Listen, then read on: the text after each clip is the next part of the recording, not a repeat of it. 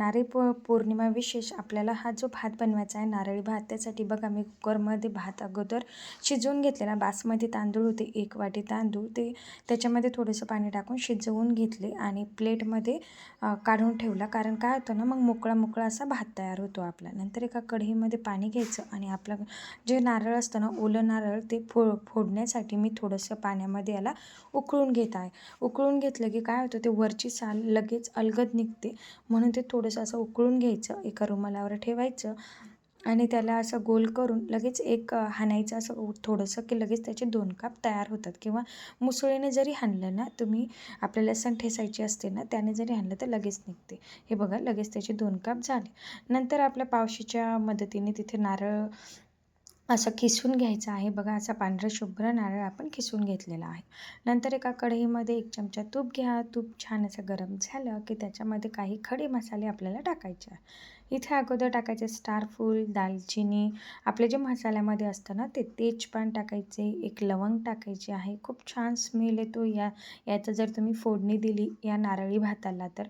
बदामाचे काप करून घेतले होते मी, छोट्या वाटीनं अर्धी वाटी घेतले होते, ते देखील टाकायचे आहे. सोबतच त्याच्यामध्ये काजू टाकायचे आहे, ते देखील आपल्याला तुपामध्ये फ्राय करून घ्यायचे आहे. म्हणजे वरतून डबल फ्राय करून टाकायचं काम नाही. थोडेसे मनुके देखील टाकायचे आहे. कारण हा भात इतका मस्त लागतो, याच्यामध्ये आपण गूळ वापरणार आहोत, साखर अजिबात वापरायची नाही. थोडंसं भाजून घ्यायचं याच्यामध्ये, मंद गॅसवर व्यवस्थित भाजून घ्यायचं आहे. हे नारळी पौर्णिमेला हा भात अवश्य करतात, देवाला नैवेद्य म्हणून आपण करतो. खूप छान असतो, खायला देखील खूप मस्त होतो. आता हे जे आपण ओलं नारळ खिसून घेतलं होतं, ते ओलं नारळ याच्यामध्ये घालून द्यायचं आहे आणि याला थोडंसं परतून घ्यायचं आहे. म्हणजे याच्यामधला ओलावा थोडासा जाऊ द्यायचा आहे. एक साईडला तुम्ही काय करायचं, तोपर्यंत गूळ असा थोडासा खिसून घ्या किंवा छोटे छोटे काप करून घ्या गुळाचा. म्हणजे गूळ काय नाही, लगेच वितळेल. जर लगेच खडे मोठे मोठे टाकले तर गूळ वितळणार नाही.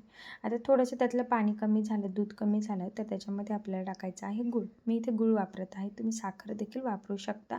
पण गूळ वापरून जर तुम्ही हा नारळी भात केला तर खायला खरंच खूप उत्तम लागेल. म्हणून मी इथे गूळ वापरलेला आहे. गूळ टाकून याला थोडंसं असं परतून घ्या व्यवस्थित. गूळ विरघळेपर्यंत त्याला थोडंसं शिजू द्या. नारळ आणि गूळ याला व्यवस्थित शिजू द्यायचं. नंतरच याच्यामध्ये आपल्याला भात ॲड करायचा. थोडंसं याला हलवा आणि मंद गॅसवर मस्त गूळ शिजू द्या. ओलं खोबरं आणि नारळ, ड्रायफ्रूट्स, तूप हे सगळं मस्त शिजलेलं आहे. आता मी इथे थोडंसं हळदीचं दूध वापरलेलं आहे. कोमट पाण्यात हळद टाकून ते दूध इथे वापरलेलं आहे. का बरं, याचा रंग येण्यासाठी. तुमच्याकडे केशरच्या काड्या असेल तर त्या केशरच्या काड्या देखील तुम्ही इथे वापरू शकता. आता मस्त हळदीचं दूध घातलं आणि याला थोडंसं परतून घेतलं. आता आपण जो भात आपण प्लेटीमध्ये मोकळा करण्यासाठी ठेवला होता, हे बघा भात किती मस्त मोकळा मोकळा झालेला आहे. हाताने असा मोकळा करत करत टाकून द्यायचा आहे. गॅस अतिशय कमी ठेवा आणि मग हा भात त्याच्यामध्ये टाकून द्या सर्व. इथे बासमती तांदूळ लांबवाला वापरा, म्हणजे काय ना, भात खायलाही छान लागतो आणि दिसायलाही खूप सुंदर दिसतो. तर असा परतून घ्या. आता त्याला व्यवस्थित परतून घ्या. गॅस मंद ठेवा आणि मंद गॅसवर याला हलक्या हाताने परतून घ्या, जेणेकरून भात आपला मोकळा मोकळा अजून मोकळा होणार आहे. पुढे बघू शकता किती मस्त असा मोकळा. थोडंसं अर्धवट मिक्स केलं की इथे आपल्याला थोडंसं मीठ टाकायचं आहे. कारण मीठ कोणताही गोडाचा पदार्थ असला तर त्याला मीठ हे आपण वापरतोच, म्हणून इथे थोडंसं मीठ देखील वापरायचं आहे.